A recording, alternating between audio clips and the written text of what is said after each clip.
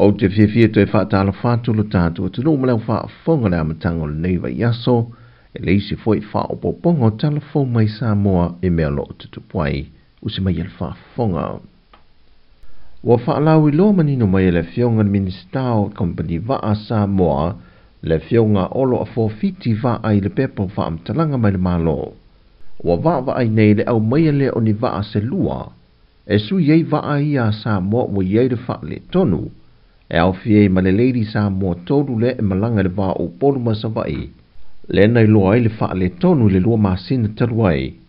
E le a fia leo le kia o le vaa, manisio vaenga e wha le lei ai. O ia vaenga o wha le tonu na wha loa le fionga minister, na sa ili atu I le company sa wha atau ina mai e le vaa. Wa lato le te fausia ia tō tonga, ma wha o popo iei ma le taunga tau le insinia e malanga mai iei e wha atino le ngā ruenga, le e o atu I le tolu se la wafe tā lalo na tau au whai. Mai sau noa olo, wa riali mai iei le tele le selenio le a wha alui nei wha le leia I pēr lea vaa, ai ole a le tele se leni po o se benefiti, ole a maua mai iei. Ma o le tau sanga le watu I nantu le kāpeneta, ole a ia malanga tua I New Zealand po Australia, e vāwa ai ma whia wa I Wellingtone, fōi o atu kalai stete New Zealand, pa pia fōi Brisbane ma Adelaide Australia, pe mauai se vaatala whenga I whai malanga le vāu polo masawai. Ai o leisi tū le lei, o waa ua a mata o na vāwa ai iai, o lo o maua lava o na tōtonga I kompani no lato fausia I Australia. Mai ole a whai ngofia o na sa eri e o na tōtonga I wha le tonu, e le anga I atu le lumanai. E le Malisi, o ia wa lalo, e na o le tōlusafulu I le tōlusafulu ma le 5 minute de sao sawa, e ma whai o na whai malangai le vāu polu masawai. O le vaiaso ma vaino musai na I le whale a ongo le fio ango samatau, e fiso swani la vai le tūlanga tau ia o onga le malo ia pani, e meise o le sao ana tama whanau ia tunu mamao, sa ngā rurue malo se tongi sao mai le nei ngā rueng tele, le o taulo na taunu unga le lei, mo alo ma whanau lalo vao le fio anga. O le tau a tōre ngā ruenga na visoswani e le malo ia pani, e valu se lau 2 se fulu tolu wafe, iwa se lau se fulu ma le whātā la fitu se fulu valu sene. O le talo le ngā ruenga malo na whātu penga,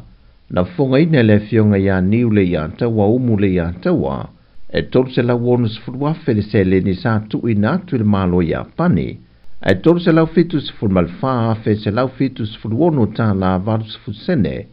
le se le ni na sa ilia la vai le fio anga I ona vaenga ese. Mai ma e ane le ngā ruenga e le I aise ai tā lafu. Ai tutoe ele se le ne valu wafe 5 se lau fitu se futasi tā la ma le fitu se fulu wha sene. O le ngā ruenga e valu potu a onga, o le potu tusi, potu mo whaia onga, ma le potu mo le pule a onga. O lo multa I el fause ino le nei ngā ruenga, e ta iala uma mo le saunga le mua alo ma whanau o loo a o inai, a meise o se sio manga mama. Wa iei foi leisi to atasi o tangata sa molo malanga ngā luenga whaavaitemi atu no I fafo, le o whailo mai wa maliu, ma leisi to ono lo tau fia mo tong fitinga manu anga tinga ina, o le whaalavelavenu le mai Brisbane au se talia, ma ele o tele ni wha amtalanga o mawili temine le il whaalavelave, ai na o na ta o loli e lua na fito ai, le na fuai o na maliu le tau le lea Sāmoa. O lo whela fua I lava le au maa li liu o Sāmoa ngā rueng whaavaitemi e au se tā lia ma New Zealand, e pei foi o na sila fia se whaalavelave tau tā vale foi, na tūla I mai New Zealand ma maa li liu e foi nisi alo le atu no. Mai maua se au li linga o lea foi reporti I se teimi o luma. Ua whidifilia le laka pisa mo le tamaitai a filoi Fatima Eneliko, e a vea mawhaia o ngā ulu ale manusina teito fitu, e le taamilisanga le neitu langi I le masina fau. O aia inga o lea tō whinga mo le alo lea tino, whai lore pepo whaamtananga, a mai le taamilisanga lea o le awhianga iei ma le manusina, o na toe vaava ai lea o le laulau a fono,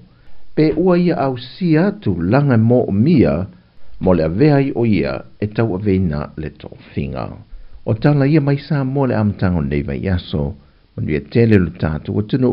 whasoi fuia.